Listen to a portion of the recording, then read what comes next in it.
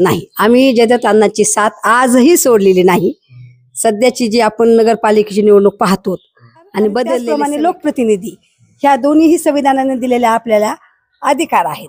आणि या परिसरामधून मी 2 टर्म नगरसेविका म्हणून निवडून आलेले आहे आणि राजकारणापेक्षाही समाजकारणाला अधिक आणि सर्व भारतीय आपले बांधव आहेत या उद्देशाने राजकारण आणि समाजकारण करत असताना हे सर्व आपलीच माणसं आहेत आणि लोकशाहीनं आपल्याला यांचं लोकप्रतिनिधित्व। सध्या नगरपालिका निवडणुकीची रणधुमाळी सुरू आहे।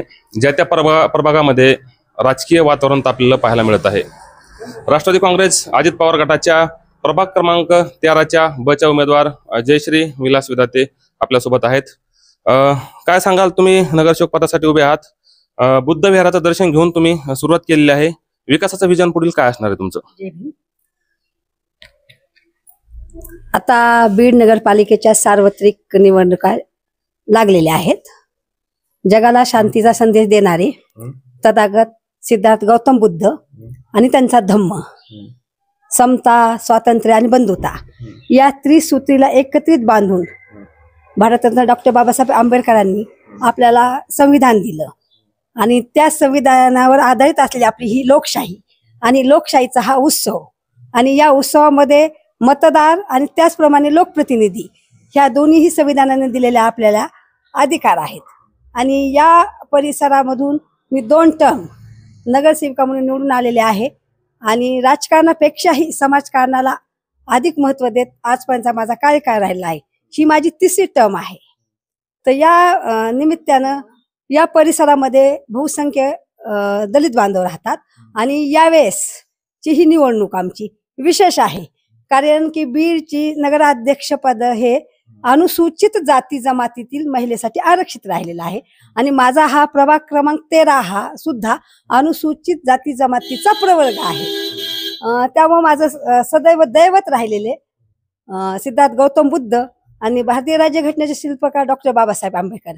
आणि हा जर लोकशाहीचा उत्सव असेल तर आपल्या कार्याची एक प्रेरणास्थान म्हणून मी या सांची बुद्ध विहारापासून माझ्या या परिसरातील प्रचाराची सुरुवात केलेली आहे।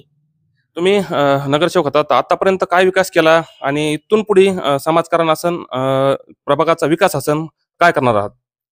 आम्ही भारतीय, आपण आपल्या राज्यघटनेच्या प्रिॲम्बल मध्ये सुरुवातच तिथून होती। आम्ही भारतीय राजकारण आणि समाजकारण करत असताना आपण कोणत्या जातीत जन्माला आलोत, आपण कोणत्या धर्मात जन्माला आलोत यापेक्षाही आपण भारतीय आहोत आणि सर्व भारतीय आपले बांधव आहेत या उद्देशाने राजकारण आणि समाजकारण करत असताना हे सर्व आपलीच माणसं आहेत आणि लोकशाहीनं आपल्याला यांचं लोकप्रतिनिधित्व करण्याची संधी दिलेली आहे।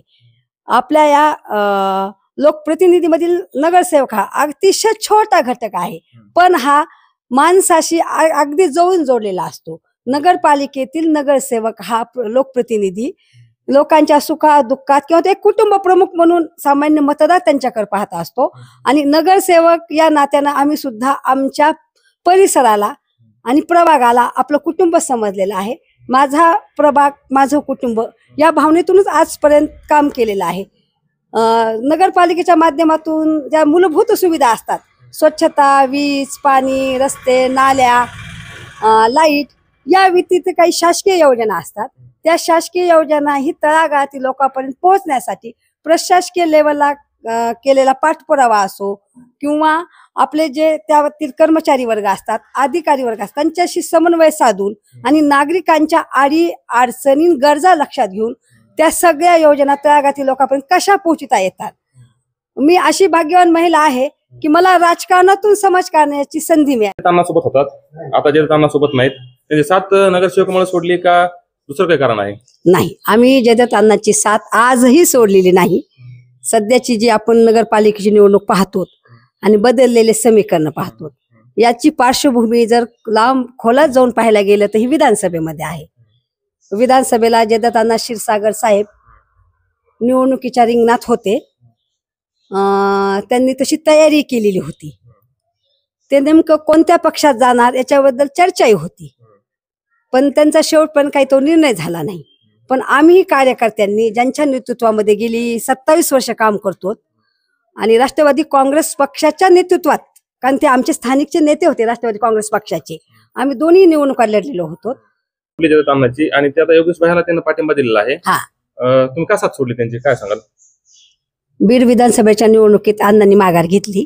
अण्णाचा निर्णय अंतिम समजून आम्ही इनामे इतबारे ज्या राष्ट्रवादी काँग्रेस पक्षात मुळातच होतो, काय आम्ही कुठेच पक्षांतर केलेलं नव्हतं, पण अण्णांनी पाठिंबा दिल्यामुळं कसलाही विचार न करता आम्ही माननीय योगेश भैया क्षीरसागर साहेबांचा आम्ही प्रचार केला. इनामे इतबारे घरोघरी गेलो, त्यांच्यासाठी मत मागितली.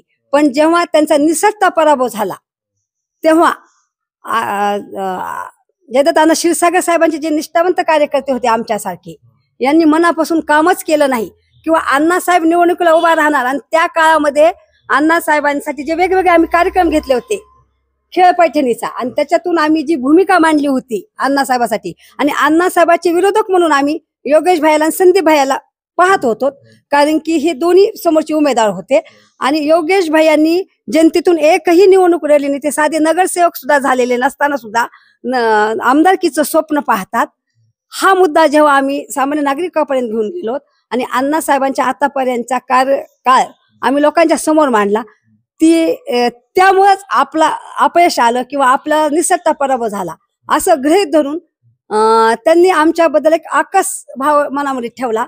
आणि त्यांनी असं ठरवलं की ही जी स्टँडिंगची जी आहेत सगळे नगरसेवक यांना बाजूला सारून नवे चेहरे द्यायचे.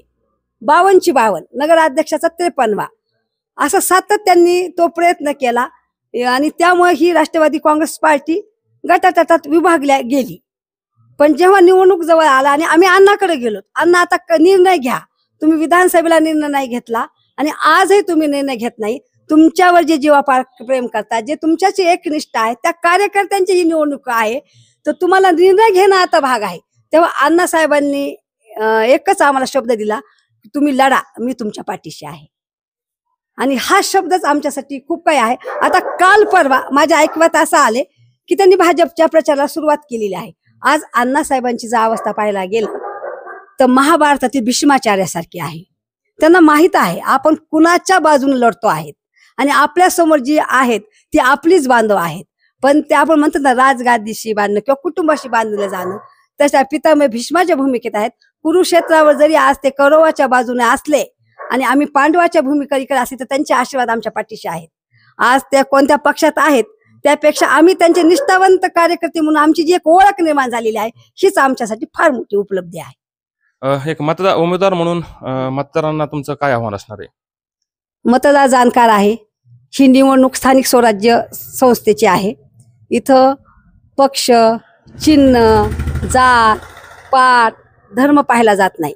जो माणूस आपल्या सुखादुःखात येतो तो माणूस आपला समजून आपण त्याला आपल्या परिसराचं लोकप्रतिनिधी म्हणून त्याची नेमणूक करत असतो, निवड करत असतो. त्यामुळं जनता जाणकार आहे.